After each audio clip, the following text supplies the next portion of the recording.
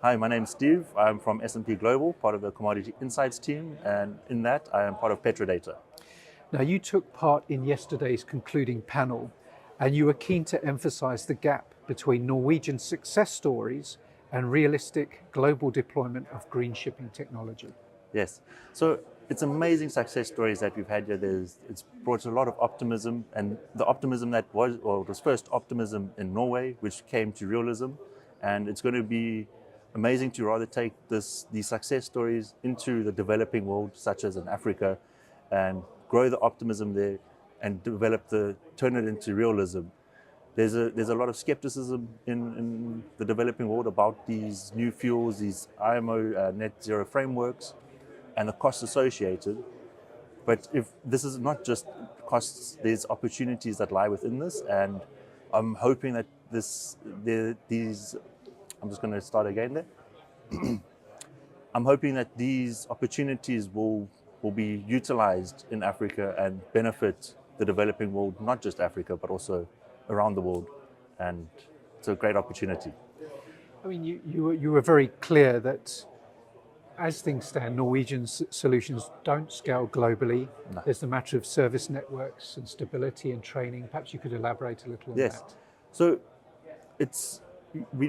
the main thing when you're choosing a new fuel is you need to look at the vessel and the vessel's operations and the vessel type.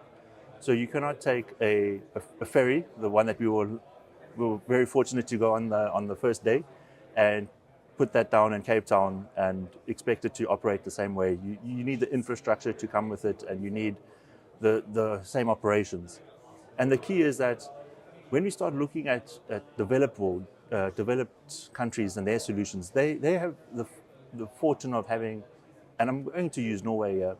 Norway has a huge sovereign fund that can sustain and fund these amazing projects, which are truly inspirational. But the developing world doesn't have these sovereign funds, so the implementation won't be as fast and won't be as easy, and it's going to have to be more private than public funding. And that's where the drawback will be in implementing this on a global scale. You shared a very compelling statistic. You said 650 million Africans lack access to clean cooking energy.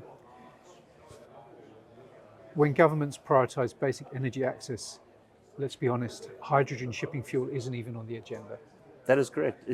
Hydrogen or any fuel that is not going to be actually beneficial directly to a population that doesn't have access to clean cooking is something that you cannot even bring into a country. I mean, for example, if you look at even in my home country, South Africa, we had a problem with electricity supply, and in some regions there is still a concern. So in Africa, we first need to be able to power our own homes before they're going to worry about how we power ships. Whether, whichever agenda it is, but we need to consider the local context.